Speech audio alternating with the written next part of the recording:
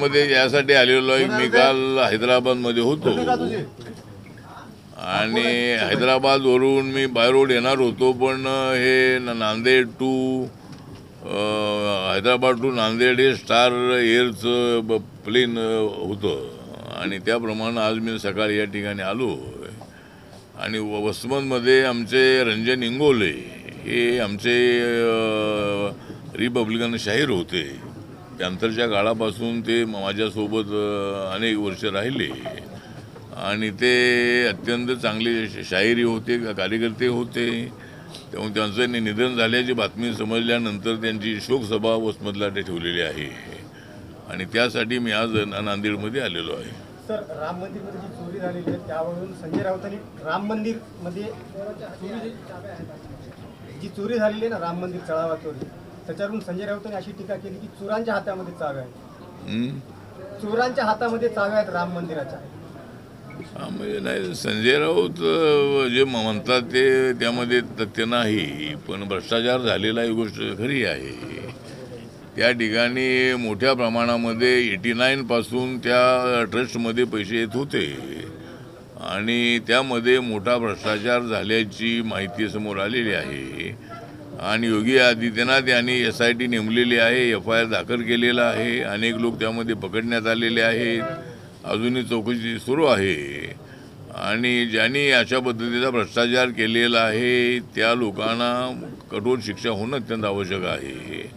आणि भ्रष्टाचार झालेला ही गोष्ट खरी आहे, तो व्हायला नको होता, पण त्यामधल्या काही ब्लॅकमेल करणाऱ्या लोकांनी मात्र मोठा घोटाळा केलेला आहे आणि त्यांना कठोर शिक्षा झाली पाहिजे अशी आमची मागणी आहे. आरक्षण एनडीएमध्ये शरद पवार आले तर राष्ट्रपती राहिले असते. एनडीएमध्ये शरद पवार आले असते तर ते राष्ट्रपती राहिले असते आपण असं नाही, माझं मत असं आहे की नाही, पवार साहेब हे सिनियर नेते होते, त्यामुळं जर ते कदाचित 2014 किंवा 19 जर आले असते NDAमध्ये तर कदाचित त्यांचा विचार होऊ शकला असता. जर आणि पवार साहेबांना मी सांगितलं होतं की राष्ट्रवादी काँग्रेस ही काँग्रेसमध्ये विलीन करा, ज्यावेळी मी त्यांच्यासोबत होतो. आणि सोनिया गांधींच्या बरोबर आपले संबंध चांगले जर आपण वाढवले तर कदाचित मनमोहन सिंग हे सेकंड टाईम ज्यावेळेला PM झाले त्यावेळेला कदाचित यांचाही नंबर लागू शकला असता, पण पवार साहेबांनी काय तसा निर्णय घेतला नाही. पण ठीक आहे, माझं मत असं आहे की जर ते आले असते तर होऊ शकलं असतं. म्हणजे जर त्यांनी असा प्रस्ताव ठेवला असता की मला राष्ट्रपती व्हायचं आहे तर नरेंद्र मोदीजींनी कदाचित त्यांची भूमिका मान्य केली असती. म्हणून माझं मत असं आहे की त्यांनी NDAमध्ये विकासाच्या मुद्द्यावर यायला काही हरकत नाही. मी सुद्धा विकासाच्या मुद्द्यावर मी इथे एकत्र आलेलो आहे. सगळ्या मुद्द्यावर आमची सहमती आहे असं अजिबात नाही आहे. आमचा पक्ष वेगळा आहे, BJP वेगळी आहे, पण विकासाच्या मुद्द्यावर आम्ही एकत्रित आलेलो आहोत आणि विकास होतो ही गोष्ट खरी आहे. काही ठिकाणी विकास झाला नसेल त्या ठिकाणी लक्ष देण्याचा आमचा प्रयत्न नक्की राहणार आहे. पण म्हणून पवार साहेबांनी निर्णय घ्यायला हवा होता असं माझं पूर्वीपासूनचं मत आहे. आता याव का त्यांनी, आता चर्चा सुरू आहे की विलीन होणार राष्ट्रवादी. नाही, आता यायला काही हरकत नाही. ते पवार साहेबांनी जर निर्णय घेतला तर त्यांचे 8 खासदार आहेत, ते 8 खासदार सुद्धा आमच्यासोबत NDA सोबत येतील. त्यामुळं अजूनही निर्णय वेळ गेलेली नाही आहे. अजूनही पवार साहेबांनी निर्णय घ्यावा आणि NDAमध्ये त्यांचं स्वागतच आम्ही करू असं माझं मत आहे. त्यांचा काय फायदा होईल आता NDAमध्ये आले? आता जर आले NDAमध्ये तर नाही, त्यांचा फायद्याचा विषय नाही. त्यांचे 8 खासदार आहेत, ते 8 खासदार आमच्यासोबत राहतील. आम्हाला आमच्यासोबत मोठी मेजॉरिटी राहील. पवार साहेबांसारखा सिनियर नेता आमच्यासोबत येईल याचा आम्हाला अभिमान राहणार आहे. त्यामुळं ते आले तर आमचा NDAचा फायदाच आहे. केंद्राकडून सर्वच पक्ष फोडले जातात. आधी आपचे 9 केंद्राकडून म्हणलं, भाजपाकडून बाकीच्या पक्षांचे खासदार फोडले जात आहेत. आपचे 9 खासदार आले, नंतर TMCचे आणि आता शिवसेनेचे. नाही, आता आम्ही फोडत नाही आहे. आमच्याकडे येतात खासदार, म्हणजे खासदार स्वतःहून आमच्याकडे येतात. त्यामुळं आमचे दरवाजे खुले आहेत आणि प्रत्येक खासदाराला आपल्या मतदारसंघात विचार करणं आवश्यक आहे. त्यामुळं अनेक खासदारांना वाटतं की विकासाच्या दिशेनं चाललेल्या नरेंद्र मोदींच्या सोबत जाणं आवश्यक आहे असं त्यांचं मत अनेक हजारांचं होतं आहे. आणि त्यामुळं अनेक खासदार अनेक पक्षातले लोक आमच्यासोबत येत आहेत. आता आम्ही काय त्यांना फोडलेलं असं अजिबात नाही आहे. एक तर वेस्ट बेंगॉलमध्ये ममता दिदींचा मोठा पराभव झाल्यानंतर त्या ठिकाणचे जे त्यांचे 80 आमदार होते ते 58 आमदार इकडे सोबत आलेले आहेत. आणि काय आमदार आमच्याकडे येतात का माझा प्रयत्न सुरू आहे. आता त्यांच्याकडे जे काय 8 खासदार आहेत ते 8 राहिलेले खासदार आहेत त्यापैकी 4-5 खासदार जर येत असतील तर त्यांचा प्रयत्न नक्की मी करणार आहे. पण ते जे 20 खासदार त्यांना नवीन पार्टीमध्ये गेले त्रिपुराच्या त्यावेळी ते जर रिपब्लिकन पक्षात आले असते तर त्यांचा आमचा मोठा फायदा झाला असता. पण ठीक आहे ते आमच्यासोबत NDAमध्ये आलेले आहेत आणि आमची संख्या आता मोठी वाढलेली आहे. त्यामुळं अनेक निर्णय आम्हाला 3 वर्षाच्या काळामध्ये घेण्याची संधी मिळणार आहे. डिलिमिटेशनसाठीचा हा प्रयत्न सुरू आहे का केंद्राचा? नाही, डिलिमिटेशन जे आहे ते 25-30 वर्षानंतर एकदा होणं अत्यंत आवश्यक असतं. त्यामुळं यावेळेला डिलिमिटेशन होणार आहे.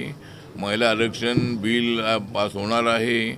महिलांच्या जागा वाढणार आहेत, पार्लमेंटच्या जागा वाढणार आहेत आणि त्याचा फायदा अनेक लोकांना होणार आहे. मतदारसंघ वाढणार आहे. त्यामुळं मतदारसंघ वाढले तर आपल्याला जो 816 ते 820पर्यंत मतदारसंघ वाढण्याची शक्यता आहे.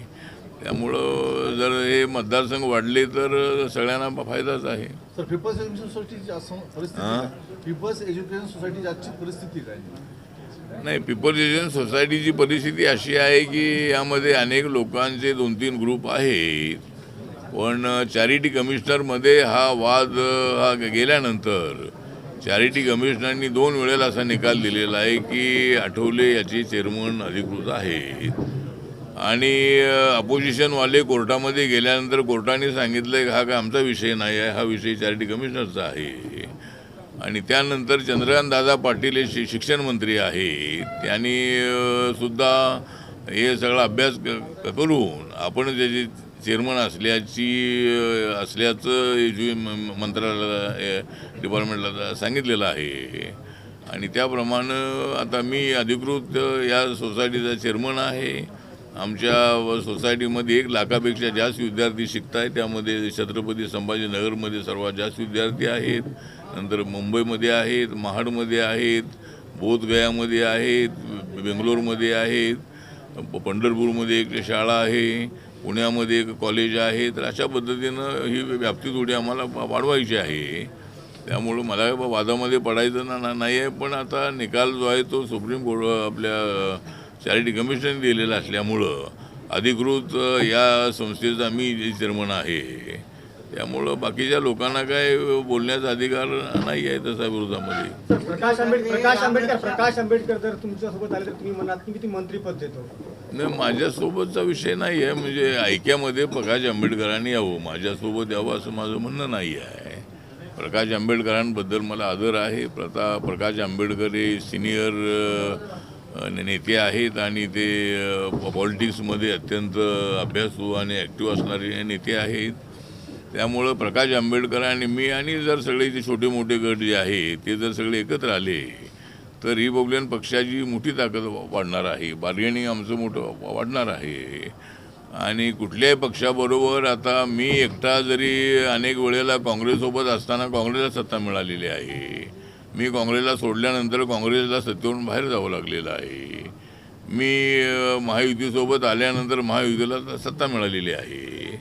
तर आम्ही सगळे एकत्रित जर आम्ही राहिलो, जर 1990मध्ये आम्ही एकत्र आलो होतो त्यावेळेला जर प्रकाश आंबेडकर, मी, गवई साहेब, कवाडे सर आम्ही जर एकत्र राहिलो असतो तर कदाचित 90च्या निवडणुकीच्या वेळेला शरद पवारांनी आपल्याला 30-40 जागा दिल्या असत्या आणि त्यावेळेला 25% तरी आपल्याला सत्ता मिळाली असती आणि जवळजवळ आपले 10-15 मंत्री होऊ शकले असते. पण मी एकटाच त्यांच्यासोबत गेल्यामुळं मला एकट्याला मंत्री बनवलं होतं. त्यामुळे प्रकाश आंबेडकरसह आम्ही सगळा युनायटेड RPI जो एकत्र आला होता तो जर आम्ही गेलो असतो तर एवढी आपली ताकद आम्हाला त्या ठिकाणी मिळाली असती. पण ती वेळ गेलेली आहे आणि त्यामुळं आता पुन्हा एकदा जर प्रकाश आंबेडकर, मी आणि इतर जे गट आहेत हे सगळे एकत्र आले तर RPIची ताकद मोठी वाढणार आहे. त्यांच्या नेतृत्वाखाली काम करण्याची माझी तयारी आहे. त्यांना रिपब्लिकन पक्षाचा अध्यक्ष करण्याची आपली तयारी आहे. त्यांच्याबद्दल आपल्याला आदर आहे. ते बाबासाहेबांचे नातू आहेत आणि कधीतरी आम्ही सगळ्या गटाने एकत्र येऊन हा पक्ष देश पातळीवर कसा चांगला वाढेल या दृष्टिकोनातून प्रयत्न करणं अत्यंत आवश्यक आहे. मंत्रिपद जर ते आले तर ते त्यांना मंत्रिपद देऊ. मी मंत्री राहणारच आहे आणि ते त्यांना मंत्री करू. त्यामुळं ते जर आले तर मंत्र्याचा विषय नाही आहे. पण पुढच्या वेळेला कारण त्यांना आता एकदम काही मंत्री होता येणार नाही, कारण ते लोकसभेत राज्यसभेत नाही आहे. त्यामुळे मी 3 वर्ष तर मंत्री मी राहणारच आहे. पुढच्या वेळेला ते त्यांना मंत्री करू आपण. चला आता चला.